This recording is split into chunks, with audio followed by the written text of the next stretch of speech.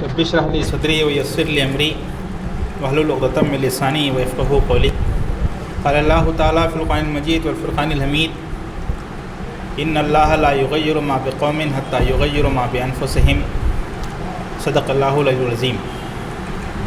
قابل قدر ذمہ داران جماعت اور یوتھ ونگ اور اس ہال میں بیٹھے فزیکلی شریک اور ریاست بھر سے آن لائن جڑے شاہین صفت نوجوان دوستو، السلام علیکم ورحمۃ اللہ وبرکاتہ۔ علامہ اقبال کی شاعری ہم اکثر سنتے ہیں اور اقبال کو اس حیثیت سے جانتے ہیں کہ انہوں نے ملت کی کمزوری اور اس کی پسماندگی کو محسوس کرتے ہوئے اس کی وجوہات اور اسباب تلاش کرنے کی بھی کوشش کی اور اس کے تدارک کے لیے راہ عمل بھی سجائی اپنے اشعار کے ذریعے سے۔ ایک نظم میں انہوں نے تمثیلاً یہ بات بیان کی ہے کہ ایک صاحب جب کھانا کھانے کے لیے بیٹھتے ہیں تو ان کی پلیٹ میں بھنا ہوا مرغ آتا ہے اور اس مرغ بیچار سے مخاطب ہو کر وہ کہتے ہیں کہ افسوس صد افسوس کہ شاہین نہ بنا تو، افسوس صد افسوس کہ شاہین نہ بنا تو، دیکھے نہ تیری آنکھ نے فطرت کے اشارات۔ اقبال نے اس واقعے کے ذریعے سے یہ جو بات بیان کی تو اصلاً اس مرغ سے نہیں کہی تھی، تمثیلاً جو بیان کیا تو اصل مخاطب ملت تھی اور اس دبی کچلی پسماندہ ملت کے نوجوان تھے۔ انہوں نے نوجوانوں سے بالخصوص مخاطب ہو کر کہا تھا کہ تم شاہین نہیں بن سکے، افسوس صد افسوس کہ شاہین نہ بنے تم شاہین نہیں بن سکے،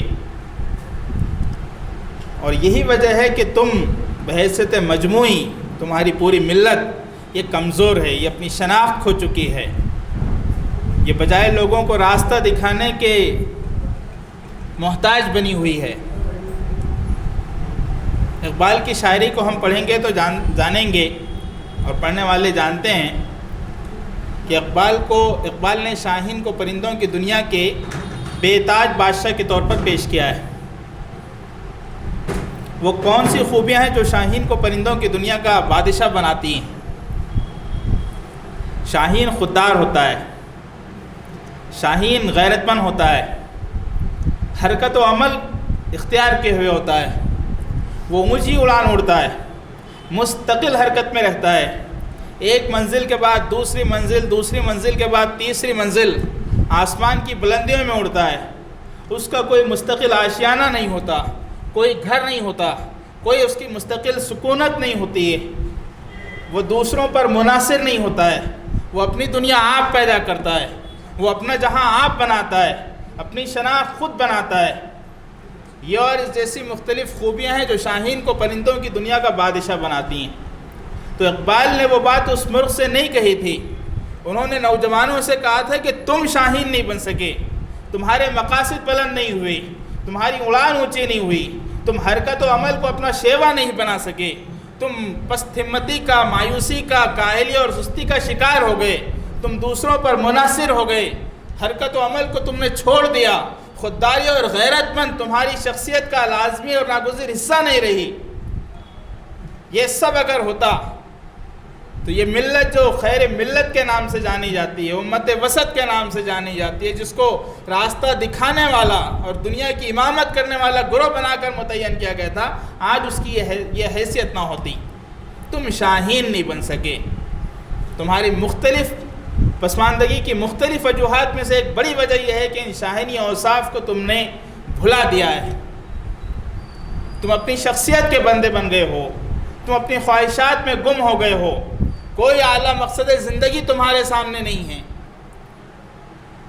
محترم بھائیو، یہ نوجوانی صرف ہماری اور اس ملت کی نہیں، ہر قوم کی ضرورت. اس نوجوانی کو جو قیمتی اثاثہ سمجھا جاتا ہے، تبدیلی کی علامت سمجھا جاتا ہے، دنیا کی ہر قوم اس کو ایک اہم عنصر مانتی ہے. شیخ احمد یاسین رحمۃ اللہ علیہ کا نام آپ نے سنا ہوگا، فلسطین کی آزادی کے مجاہد، معذور مجاہد. تقریباً 1.5 دہائی پہلے جب ان کی شہادت ہوئی تو شہادت سے چند مہینے قبل انہوں نے ایک مضمون میں ایک بات کہی تھی. انہوں نے کہا تھا کہ ہماری اور اسرائیل کی جنگ صرف ایک بات پر ٹکی ہوئی ہے. کس بات پر؟ ظاہر تو بیت المقدس کی حصول یابی پر. کہا تھا کہ ہماری اور اسرائیل کی اصل جنگ ٹکی ہوئی اس بات پر کہ وہ ہماری نوجوان نسلوں کو چھیننا چاہتے ہیں اور ہم اپنی انہی نوجوان نسلوں کو بچانا چاہتے ہیں. ساری لڑائی سے ایک بات پر. اگر وہ ہماری نوجوان نسلوں کو چھیننے میں کامیاب ہوئے تو جیت ان کی، اور ہم بچانے میں کامیاب ہوئے تو فتح ہماری. کیسے چھینیں؟ یہ نہیں ہوگا کہ کسی رضوان کو اور کسی فہیم کو پکڑ کر اس کو ڈیوڈ میں اور جانسن میں اور جوزف میں تبدیل کر دیا جائے گا. وہ رضوان رہے، وہ فہیم رہے. اس سے اس کی جوانی چھین لی جائے، اس سے اس کی وہ قوتیں، وہ حوصلے، وہ امنگیں چھین لیے جائیں جس کی وجہ سے وہ سماج میں تبدیلی کا عنصر، بڑا فیکٹر ثابت ہو سکتا ہے، symbol of change and revolution سمجھا جا سکتا ہے. اس سے اس کی اس روح جوانی کو چھین لیا جائے. اور ہم اپنے سر کی آنکھوں سے دیکھ رہے ہیں، بات فلسطین اور اسرائیل کی نہیں ہے. ہم اپنے سر کی آنکھوں سے دیکھ رہے ہیں کہ ایٹ ڈرنک اینڈ بی میری کا جو فلسفہ اس وقت کام کر رہا ہے اور دہائیوں سے کام کر رہا ہے کہ کھاؤ پیو اور موج مستی کرو. یہ جوانی صرف موج مستی کرنے کے لیے ہے، خواہشات کی غلامی کرنے کے لیے ہے، اپنے مسل پاور کو ایکسپوز کرنے کے لیے، ظاہری خوبصورتی کو دکھانے میں اور اس میں گم ہو جانے کے لیے. موبائل، انٹرنیٹ، فحاشی کا ایک سمندر، گپ بازی، اسمارٹنس کے مختلف معیارات اور فضول چیزوں کا ایک پورا سمندر جو ہمارے سامنے ہے، جس کو ہم نہ صرف دیکھتے ہیں بلکہ اس کا محسوس اور غیر محسوس طریقے سے شکار بھی بن جاتے ہیں. ان سب کا مقصد یہی ہے کہ اس نوجوانی کو چھین لیا جائے. صرف ہم جوانی کا ایک جسمانی ڈھانچہ رہیں، صرف ہم جوانی کا ایک جسمانی ڈھانچہ رہیں، اور اگر ظاہر اگر ہوں بھی تو اپنے ہیئر اسٹائل کے، اپنے برانڈز کے، اپنے کپڑوں کے، اپنے موبائل کے اور اپنی گاڑیوں کے ذریعے سے نوجوان ضرور رہیں، لیکن وہ سماج میں تبدیلی لانے والی قوت جو نوجوانی کا اصل جوہر ہے، ہم اس سے محروم ہو جائیں. یہ پورا ایک منصوبہ بچھایا گیا ہے، تیار کیا گیا ہے، اور ہم اس کا محسوس اور غیر محسوس طریقے سے ہم اس کا شکار بن جاتے ہیں. اور اس لیے بنتے ہیں کیونکہ ہم اپنے مقصد زندگی سے واقف نہیں ہیں. ہم اور نوجوانوں کی طرح اپنے آپ کو بھی ایک محض ایک نوجوان سمجھتے ہیں. ہم اور مذاہب کی طرح اپنے دین اور اپنے مذہب کو بھی ایک روایتی مذہب سمجھتے ہیں. ہم اس تصور کو بھلا بیٹھے ہیں، اس تصور سے ناواقف ہیں کہ یہ دین اللہ تعالیٰ کی طرف سے ہمارے پاس سب سے بڑی امانت ہے، اور یہ دین اس وقت دنیا کی تمام نعمتوں میں سب سے بڑی نعمت ہے، عظیم ترین نعمت ہے. ہم اس ملت سے وابستہ ہیں، یہ خیر امت ہے. قرآن مجید نے اس کو امت وسط قرار دیا ہے، بیچ کی امت، مرکزی حیثیت رکھنے والی امت. ٹھیک وہی حیثیت جو انسانی جسم میں دل کا ہوتا ہے. انسانی جسم میں دل کا جو کردار ہوتا ہے، پورے انسانی سماج میں وہی کردار امت مسلمہ کا ہے. انسانی جسم زندہ ہوتا ہے دل کے دھڑکنے سے. دل دھڑکنا بند کر دے تو انسانی جسم کی موت واقع ہو جاتی ہے. آج یہ سماج اگر تباہی اور بربادی کا شکار ہے تو اس کی وجہ یہ ہے کہ اس انسانی سماج کے دل نے، یعنی امت مسلمہ نے دھڑکنا بند کر دیا ہے. ہم اپنی آب و تاب سے محروم ہو چکے ہیں. ہمارے نوجوان اپنی آب و تاب کو کھو چکے ہیں، اس سے واقف ہی نہیں ہیں. ہم نے اپنے مقصد زندگی کو جانا نہیں ہے. اگر ہم اپنے مقصد زندگی کو جان لیں، اسلام کو اوڑھنا بچھونا بنا لیں، انا صلاتی و نسکی و محیایا و مماتی للہ رب العالمین، میرا سب کچھ، نماز اور قربانی، جینا اور مرنا، سب کچھ اللہ رب العالمین کے لیے. میری پوری زندگی اسلام کی اقامت اور سربلندی کے لیے. اس دین پر مجھے بھی عمل کرنا ہے اور اسی دین کو دنیا کو بتانا ہے، دنیا میں قائم کرنا ہے۔ یہ عظیم ترین نعمت میرے سینے میں دفن ہونے کے لیے نہیں آئی ہے، اس کو پھیلنا ہے۔ سیدنا عمر فاروق رضی اللہ عنہ نے اسلام قبول کیا تو معلوم کیا کہ مکہ میں سب سے بلند آواز والا شخص کون سا ہے، اور جب پتہ چلا کہ فلاں فلاں شخص ہے جس کی آواز بلند ہے تو اس کو بلایا۔ اس زمانے میں تو سوشل میڈیا نہیں تھا، کوئی اور میڈیا نہیں تھا، ساؤنڈ سسٹم نہیں تھا، تو کہا کہ جاؤ اے نوجوان، کعبے کی چھت پر کھڑے ہو جاؤ اور اعلان کرو کہ عمر نے اسلام قبول کیا ہے۔ عمر نے اسلام کو قبول کیا ہے تو اپنے سینے میں دفن کرنے کے لیے نہیں کیا ہے۔ اس اسلام کی خوبی یہی ہے کہ اس کو پھیلنا ہے۔ تو بتاؤ دنیا کو کہ عمر نے اسلام قبول کر لیا ہے۔ حق کی خوبی یہی ہوتی ہے کہ وہ پھیلتا ہے۔ ہم نے حق کو نہ جانا ہے نہ سمجھا ہے، نہ اس کو پھیلانے کو اپنا مقصد زندگی بنایا ہے۔ ہم اس حق کو سمجھیں، اس حق کو جانیں اور دنیا کو بآواز بلند بتانے کی جو شکلیں ہیں اس کو اختیار کریں اور اس کو عین اپنا مقصد زندگی سمجھیں۔ یہی چیز ہے ہمارے نوجوانی کے شایان نشان۔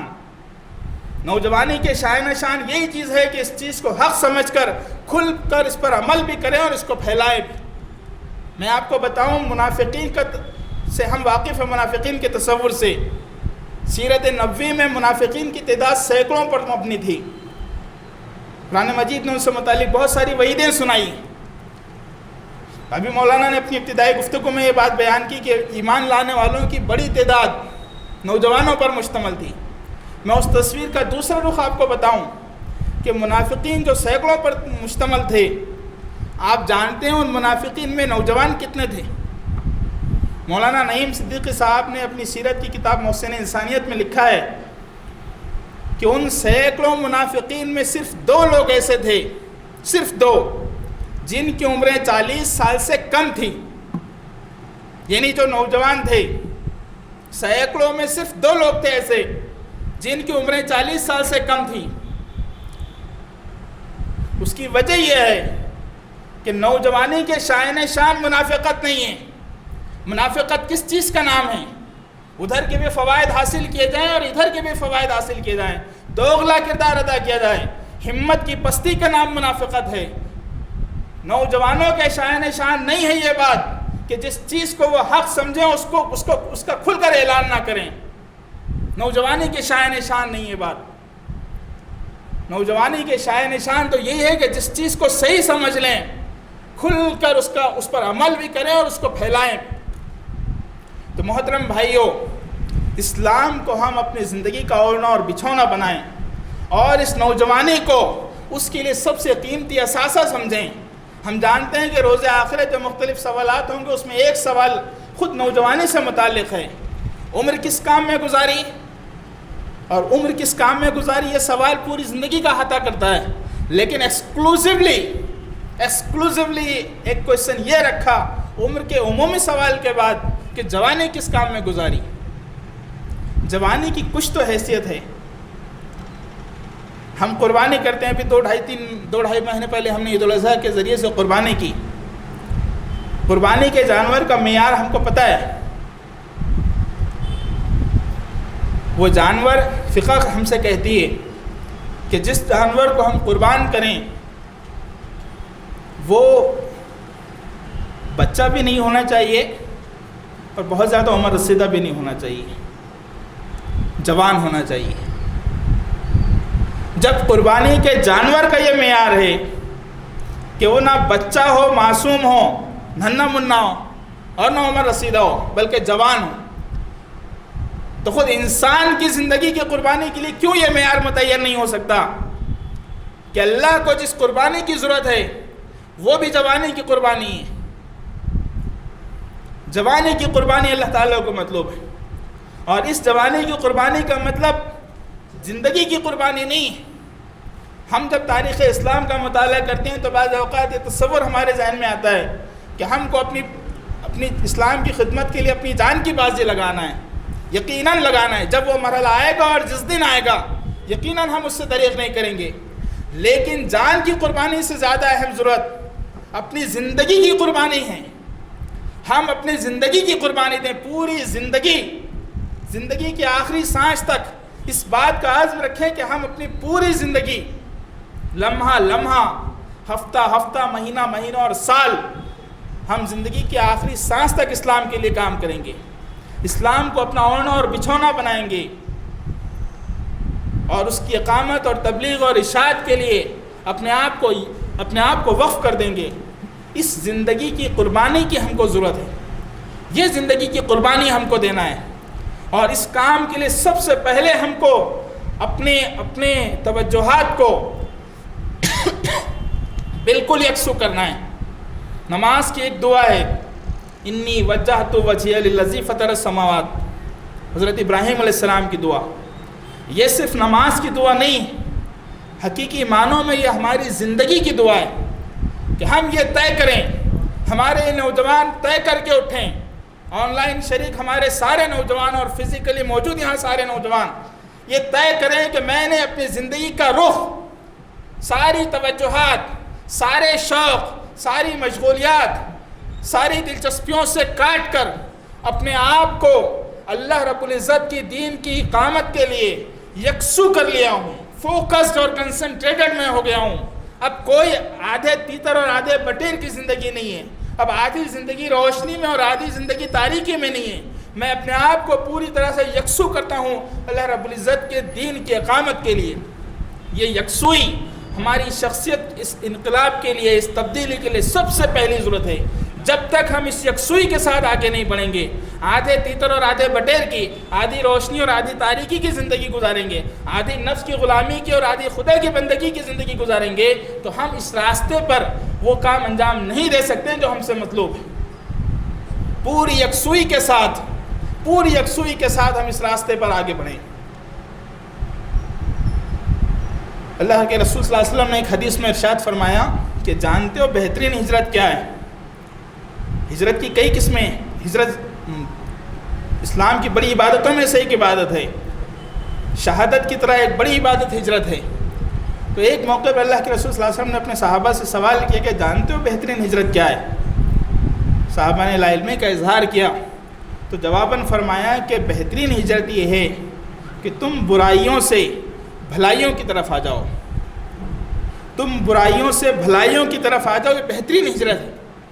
ہم اپنی شخصیت کے اس رخ کو اس انداز میں متعین کریں کہ جو برائیاں میرے اندر موجود ہیں، عادتوں کی، خواہشات کی، فرینڈ سرکل کی، وقت کے استعمال کی، خواہشات کی غلامی کی، میں وہ ہجرت کرنا چاہتا ہوں کہ صرف اور صرف نیکیوں کی طرف، بھلائیوں کی طرف، اسلام کے مطالبات کی طرف اپنے آپ کو یکسو کرتا ہوں۔ فحاشی کا ایک سمندر ہے، ہماری فنگر ٹپس پر موجود ہے، انٹرنیٹ کی اسکرین پر موجود ہے، موبائل کی اسکرین پر موجود ہے، سڑکوں اور چوراہوں پر موجود ہے، ہر جگہ موجود ہے۔ ہم کو یوسفی کردار پیدا کرنا ہے کہ ہم ان ساری چیزوں سے اپنے آپ کو بچائے رکھیں گے، محفوظ رکھیں گے۔ سب سے بڑا بہادر وہ ہے، میدان جنگ سے بڑا بہادر وہ ہے۔ میدان جنگ سے بھاگنا بہت بڑی بزدلی ہے، لیکن فحاشی کے میدان سے بھاگنا سب سے بڑی بہادری۔ ہم فحاشی کے اس میدان سے اور اس سمندر سے جو ہماری اس موبائل اسکرین سے لے کر سڑکوں، چوراہوں، اخبارات، ٹی وی اور ہر جگہ پھیلا ہوا ہے، ہم وہاں سے اپنے رشتے کو منقطع کریں اور پوری پاکیزگی کے ساتھ اپنی صلاحیتوں کا مثبت استعمال کریں۔ حیا نہیں ہے زمانے کی آنکھ میں باقی، خدا کرے کہ جوانی تیری رہے بے داغ۔ اقبال نے دعا کی تھی، اور صرف دعا نہیں کی تھی، دعا کے ساتھ یہ بات بھی بتائی تھی کہ وہی جواں ہے قبیلے کی آنکھ کا تارا، وہی جواں ہے قبیلے کی آنکھ کا تارا، وہ شباب جس کا بے داغ، وہ شباب جس کا بے داغ، ضرب ہو کاری، بے داغ شباب اگر ہوگا تو قبیلے کی آنکھوں کا تارا ہم بنیں گے۔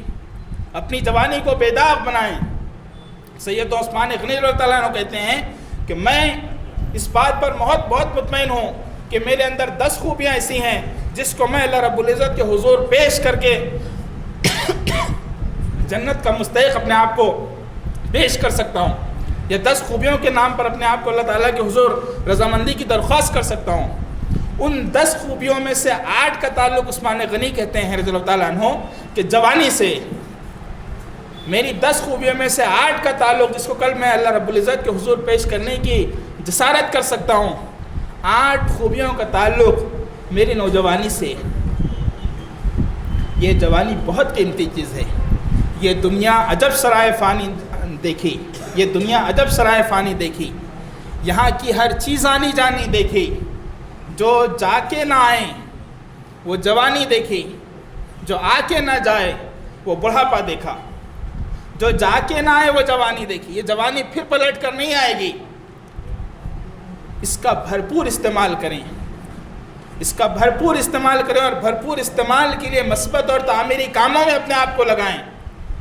اس ملت کی سب سے بڑی قسمت یہ ہے کہ اس کے نوجوانوں کا جو سب سے قیمتی عنصر ہے ہمارا نوجوان، اس نوجوانوں کا سب سے زیادہ وقت پان ٹھیلوں پر، چائے خانوں پر، محلوں میں، چوراہوں میں اور گپ بازی میں صرف ہوتا ہے۔ کوئی اور قسم خدا کی کوئی اور قوم ایسی نہیں ہے جس کے نوجوان اتنا افراد کے ساتھ، اتنی فراوانی کے ساتھ اپنے اوقات کو، اپنی توانائیوں کو، اپنی صلاحیتوں کو اس انداز میں ضائع کرتے ہیں جتنی امت مسلمہ کے نوجوان پان ٹھیلوں پر، چائے خانوں میں، چوراہوں پر گھنٹوں لٹرلی گھنٹوں ہم ضائع کرتے ہیں۔ ٹائم کلرز ہیں ہم، اور کیا وجہ ہے ٹائم کلرز ہونے کی؟ وقت گزرتا نہیں ہے ہمارا۔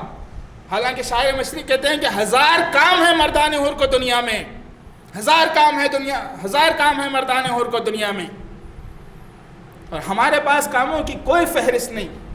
وجہ یہ ہے کہ ہمارے پاس مقصد زندگی نہیں۔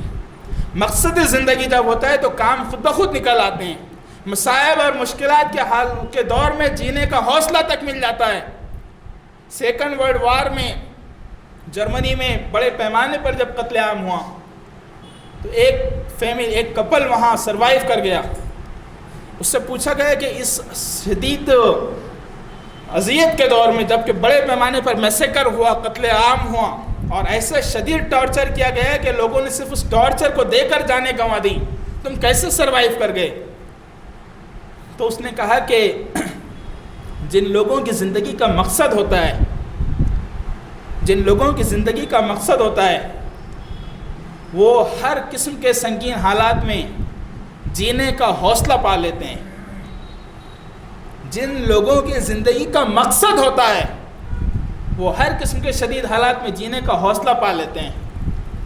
مقصد اگر ہو تو یوں راستے نکل آتے ہیں، اور نہ ہو تو جوانیاں ضائع ہو جاتی ہیں، بہہ جاتی ہیں، جیسے چوکوں میں اور چوراہوں پر ہماری جوانیاں بہہ رہی ہیں۔ Struggling nations know nothing except seriousness۔ جو قومیں جدوجہد کرتی ہیں، جو قومیں اسٹرگل کرتی ہیں اور اسٹرگل اور جدوجہد کرتے ہوئے کامیاب ہونا چاہتی ہیں، فاتح بننا چاہتی ہیں، قیادت کرنا چاہتی ہیں، وہ سنجیدگی کے سوا کچھ نہیں جانتی ہیں۔ ان کی زندگیوں کا عنوان سنجیدگی ہوتا ہے، وہ سنجیدہ ہوتی ہیں۔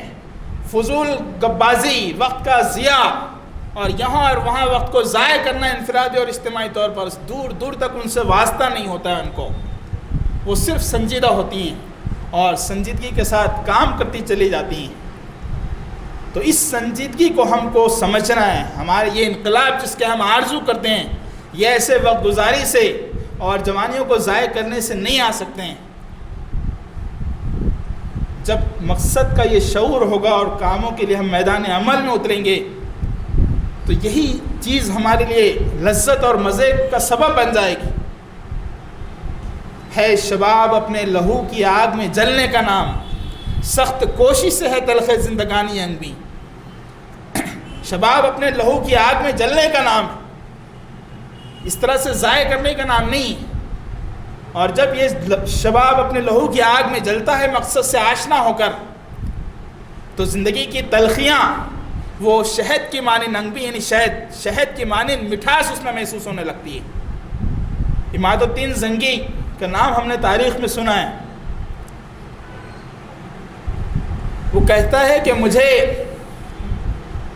قالینوں سے زیادہ گھوڑے کی پیٹھ پر اور موسیقی سے زیادہ تلوار کی جھنکار میں مزہ آتا تھا۔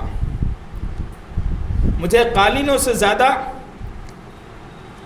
گھوڑے کی پیٹھ پر اور موسیقی سے زیادہ، میوزک سے زیادہ تلواروں کی جھنکار میں مزہ آتا تھا۔ جب زندگی مقصد سے آشنا ہو جاتی ہے تو پھر یہ چیزیں، یہ قالین اور یہ موسیقی جس سے متعلق علامہ اقبال نے یہاں بھی افسوس کرتے ہوئے کہا تھا کہ لہو مجھ کو رلاتی ہے جوانوں کی تن آسانی، تیرے صوفے ہیں ایرانی، تیرے قالی ہیں ایرانی، تیرے صوفے ہیں افرنگی۔ ہم قالین اور صوفوں میں اور آرام پسندی کے اور تن آسانی کے جتنے مظاہر اور انڈیکیٹرز ہیں اس میں گم ہو کر رہ گئے ہیں۔ تو وہ نوجوان تھے تاریخ کا جن کو قالینوں سے زیادہ گھوڑے کی پیٹھ پر مزہ آتا تھا، جن کو موسیقی سے زیادہ تلواروں کی جھنکار میں مزہ آتا تھا۔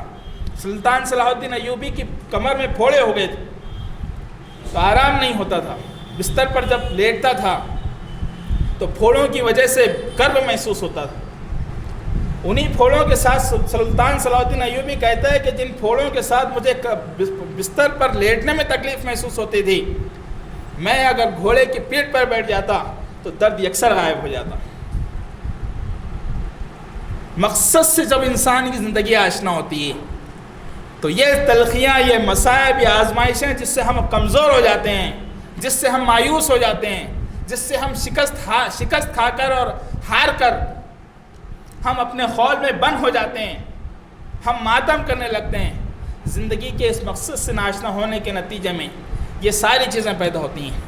اور اگر زندگی کا مقصد واضح ہو اور اس کے لیے کمیٹڈ ہوں، یکسو ہوں، تو پھر یہ ساری چیزیں، یہ مصائب کی شدت، یہ پریشانیاں چاہے ہماری ذاتی حیثیت میں ہوں، پرسنلی ہوں، یا بحیثیت مجموعی امت کی شکل میں ہوں جس کو آج ہم جھیل رہے ہیں، ان میں سے کسی چیز میں ہم کو کوئی درد محسوس نہیں ہوتا، اسی میں لذت اور مزہ آنے لگتا ہے، بشرطے کہ مقصد زندگی واضح ہو۔ تو ہم دوسروں کے لیے جینا سیکھیں، ہم اپنے زندگی کو نفع بخش بنائیں۔ اللہ کے رسول صلی اللہ علیہ وسلم نے ارشاد فرمایا کہ مومن کی مثال شہد کی مکھی کی طرح ہے، مومن کی مثال شہد کی مکھی کی طرح ہے کہ جو عمدہ پھولوں کا رس چوستی ہے اور عمدہ شہد بناتی ہے، اور جس ڈالی پر بیٹھتی ہے نہ اس کو توڑتی ہے اور نہ نقصان پہنچاتی ہے۔ کتنی پیاری تصویر کھینچی مومن کی کہ مومن کی مثال شہد کی مکھی کی طرح ہے کہ جو عمدہ پھولوں کا رس چوستی ہے، اس کا انٹیک اچھا ہوتا ہے، جن چیزوں کو وہ لیتی ہے وہ اچھا ہوتا ہے، اور عمدہ شہد بناتی ہے، اس کا آؤٹ پٹ بھی اچھا ہوتا ہے، اس کا انٹیک بھی اچھا ہوتا ہے اور اس کا آؤٹ پٹ بھی اچھا ہوتا ہے۔ وہ چاہے موبائل سے لے، چاہے دوستوں کے محفلوں سے لے، چاہے اخبارات سے لے، چاہے انٹرنیٹ کی ویب سائٹ سے لے، چاہے کتابوں سے لے، چاہے اسکول اور مدارس سے لے، جو انٹیک وہ لے گی، جو گفتگو وہ سنے گی، جو چیزیں وہ پڑھے گی، جن چیزوں کو وہ محسوس کرے گی، اس کا انٹیک اچھا ہوگا، اور جب انٹیک اچھا ہوگا، چیزوں کو لے گی اچھا، تو آبویسلی بنائے گی بھی اچھا، اور بیسیکلی آؤٹ پٹ دینے کے لیے عمدہ پھولوں کا رس دیتی ہے، وہ شہد فراہم کرتی ہے دنیا کو، اور جہاں بیٹھتی ہے نقصان نہیں پہنچاتی، جس ڈالی پر بیٹھتی ہے نقصان نہیں پہنچاتی ہے، نفع بخش بنتی ہے۔ ہم نفع بخش بنیں، ہم نفع بخش بنیں۔ ابھی ہم نے لاک ڈاؤن کے دوران دیکھا اس ملت کے نوجوانوں نے الحمدللہ قابل رشک خدمات انجام دیں، قریہ قریہ، گاؤں گاؤں، محلہ محلہ ہمارے نوجوانوں نے رمضان کی سختیوں کے باوجود، گرمی کی شدت کے باوجود، ہمارے نوجوانوں نے ہر جگہ فوڈ پیکٹس اور پانی اور جتنی ضرورت کی چیزیں تھیں تقسیم کی، اور مسلم نوجوان ہر جگہ اس حیثیت سے متعارف ہو گئے۔ بھائیو، اگر ہم اپنی شناخت کو کسی ایک مخصوص واقعے تک محدود نہ رکھتے ہوئے اپنی شناخت کو اگر مستقل بنانے میں کامیاب ہو جائیں، تو بتائیے کون سے CAA کی مہم اور کون سا امت شاہ یہ چاہے گا کہ ہندوستان چھوڑ کر ہم یہاں سے چلے جائیں؟ جنون وفا مستقل چاہیے، ذرا دیر کا درد سر کچھ نہیں، مستقل یہ کیفیت ہماری، یہ جو خدمات کا جذبہ ہمارا دنیا نے دیکھا، یہ جو ہماری فلاحی سرگرمیاں دیکھی، حالات کی سختی کے باوجود جو ہم دنیا کے سامنے آئے، تو یہ ہماری حیثیت مستقل ہونا چاہیے۔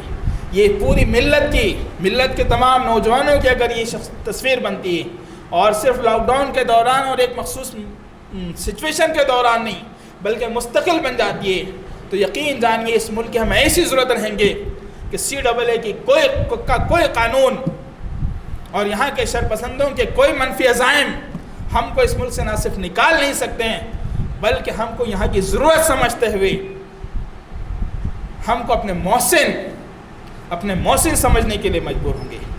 لیکن اس کے لیے ضرورت یہی اسی بات کی ہے کہ ہم اپنی نوجوانی کو اللہ کی امانت سمجھتے ہوئے، اللہ کے اس دین کو عظیم ترین نعمت سمجھتے ہوئے خود بھی اس پر عمل کریں، اور پوری دنیا کے سامنے اس کو پیش کرنے کے لیے یکسو ہوں، کمیٹڈ ہوں، حوصلہ اپنے اندر پیدا کریں۔ نام ہے میرا تغیر، کام ہے میرا تغیر، نام ہے میرا شباب، کام ہے میرا تغیر، نام ہے میرا شباب۔ تغیر یعنی تبدیلی، ہر جگہ تبدیلی میری اپنی ذات میں بھی۔ حضرت علی رضی اللہ تعالیٰ عنہ کہتے ہیں کہ ہلاک ہوا وہ شخص جس کے 2 دن ایک جیسے گزرے، وہ شخص ہلاک ہوا جس کے 2 دن ایک جیسے گزرے۔ میرے علم میں، میرے تقویٰ میں، میرے کردار میں، سماج کو میرے کنٹریبیوشن میں، اسلام کے لیے میرے کمٹمنٹ اور میری خدمات، انسانیت کے لیے میری خدمات میں اگر کوئی تبدیلی نہیں آتی ہے، میں جہاں تھا وہیں رہوں، مہینوں وہیں رہوں، سال وہیں رہوں۔ سیدنا علی کہتے ہیں کہ ایسا شخص ہلاک ہوا۔ تبدیلی ضروری ہے، کل کے مقابلے میں آج بہتر ہو، اور آج کے مقابلے میں آنے والا کل بہتر ہو۔ تو اس تبدیلی کو ہم اپنی انفرادی زندگی میں بھی اور پورے سماج میں بھی انشور کریں، تغیر کو انشور کریں، تغیر انقلاب کی شکل میں ہم اس کو انشور کریں، اپنی ذات میں بھی اور پورے سماج میں بھی۔ کام ہے میرا تغیر، نام ہے میرا شباب، میرا نعرہ انقلاب انقلاب انقلاب۔ وآخر دعوانا الحمدللہ رب العالمین۔